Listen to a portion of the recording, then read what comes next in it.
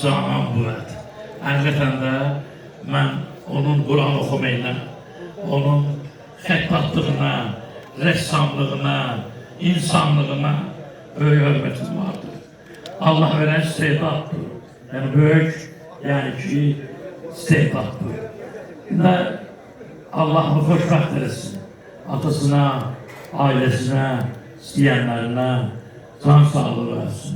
Burada iştirak edən dostlar, teşvik etib gəlirlər, iştirak edirlər, mehriban insanlar.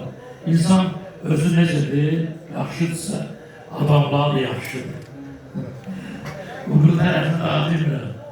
Ama bir şey oxumaq istəyirəm, Şah İsmail Xətayı'da.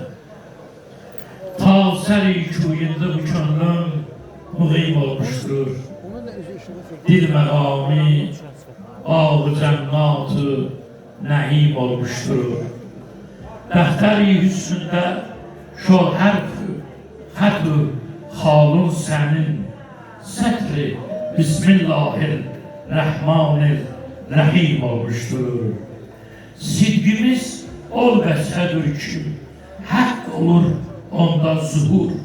Sidqimiz bəs üzədir, o üzədir ki, haqq Allah təzəlli alıyır üzdə. Əliyyü bəşər, keyfə bəşər, Rəbbuhu fihi təzəlla bəzər. Həzrət Əli də bizim kimi insandır, bəşər, keyfə bəşər, necür bəşər insan. Onu yaradan Rəbbi bunun üzündə təzəlli alıyır. Bunu ödəyir ki, sidqimiz ol bəsədir, o özündədir ki, haqq olub onda zuhur.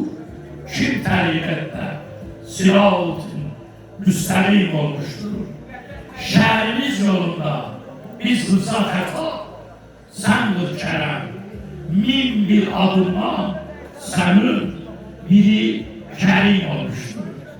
Ey xətayı, Şah İsmail Xətayı, ey xətayı, çəkmədən, dərhicirlər, bimarsən, süz sənə, ol xalili, fezli, həkim olmuşdur. Allah mübarək etsin. Allah çok sağ olun. Sizin boşluğunuz gelip sizden hayırlı alın.